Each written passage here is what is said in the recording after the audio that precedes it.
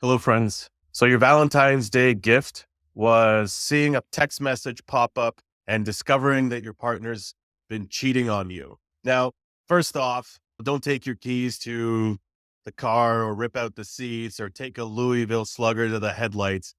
That's terrible advice. Like, you just found out someone's been cheating on you. You don't need to get arrested. We don't need police involvement. Do you really need charges on top of the bad news that you've just been betrayed? Don't do any of that. In fact, take notice about any kind of vengeful ideations or thoughts and let it go. Now's not the time, if there's ever a time for revenge. Certainly not today, not tomorrow.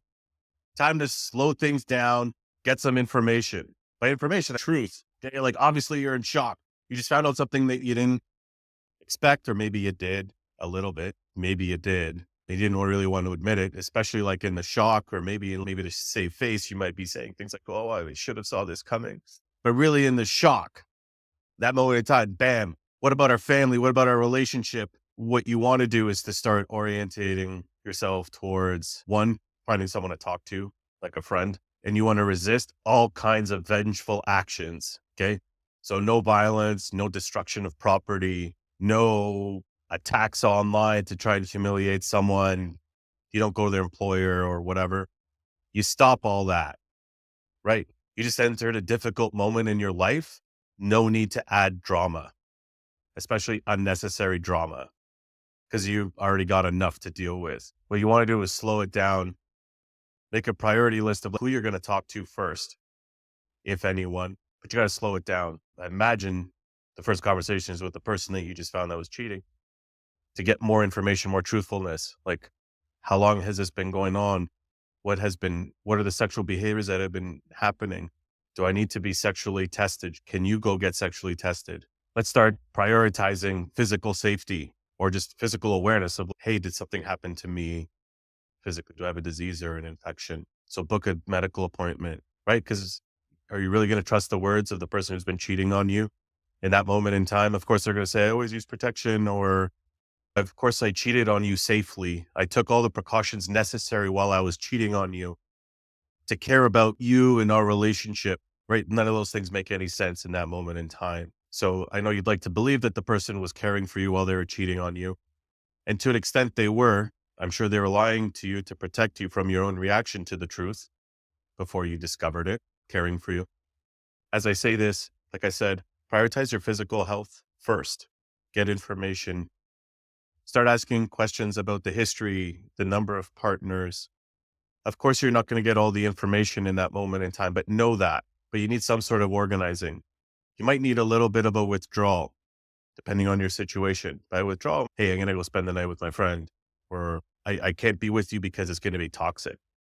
Now, you needing to physically distance is especially in situations where who's that singer was making reference to? How much are her tickets to go see her perform live? Certainly way more than spend time with me. If you're going to be violent, if you're going to be throwing shit, if you're not going to be able to control yourself when you're with them, it's a tall order. I'm not going to blame you for wanting to be aggressive, but it's not the time or the space for that. There's rage rooms. There's therapists like myself that do a lot of somatic work, or team members that work with me that can help mediate some of that initial impact. Writing will help with that initial impact, although it'll be difficult.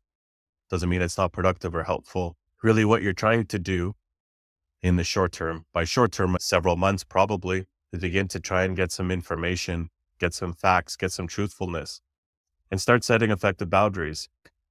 And that relationship with that other person. That's a clear boundary line of, no, it's not acceptable. If we're going to continue, that must end, and get confirmation of it ending, right? Otherwise, it's just more lies. You hear that, those sirens? I sure hope so, because that's where your relationship is in 911 distress. Although it's painful for you to receive the truth, imagine the liberation that you have now that you know the truth. Now you know that the dynamics that have infiltrated or poisoned your dynamics or your relationship, or you get more information about the poison that's entered your partner's life. Maybe there's a sexual addiction. Maybe it's not so much a character defect as much as it is an addiction. I'm not saying that it's excusable either way. Maybe they overlap in some type of fusion. But as you're disoriented, it's important prioritize self-care while also starting to implement effective boundaries. And the first one obviously is end this relationship. Now, if it's difficult, obviously, then there might be some attachments there that your partner has that are unhealthy. Or maybe you yourself have an unhealthy relationship with setting of boundaries that are good for you and the relationship. Not all addictions are related to love addictions or sex addictions. Sometimes there's substances involved. Maybe there's money addictions on top of it, especially if the discoveries, the visitation of escorts, especially around Valentine's Day. Imagine how offensive that is, that your partner would rather pay for sex instead of having sex with you.